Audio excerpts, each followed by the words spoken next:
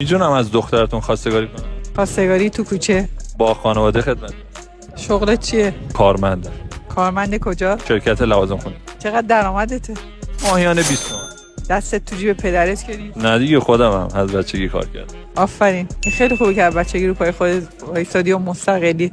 چی داری؟ هیچ ندارم، فقط یه هم درآمدیه، ولی خب پسر خوبیم، صادقم، سیگار نمیکشم، اهل دود و دم نیستم. این گزینه‌های خیلی خوبیه، ولی خب با 20 تومن با شرایط اقتصادی الان به نظر میتونی اجاره خونه بدی؟ خب چیکار کنم؟ همینقدر حقوق میدم به من نمیدونم، اینو باید شما یه فکرشو بکنید، چون شما میخوای ازدواج. شما چقدر مد نظرتونه فکر میکنیم با اون درآمده بشه یه کاری کرد؟ به نظر من الان 30 میلیون یعنی زیر فقر. بالای 30 میلیون تازه میتونی یه زندگی اگر خیلی خوب باشم همه چی تمام، مثلا اخلاقی رفتاری چی بازم نمیشه؟ اون موقع باید ببینم دخترم چی میگه. میشه با همون 20 تومن یا نه؟ اگر بتونین هر دو کار کنن درآمدا بره بالا بهتره. بازم راهکار داره. آره راهکار داره، باید بشینیم پلنیزی و برنامه‌ریزی. مرسی. ممنونم. قربان شما، خواهش می‌کنم.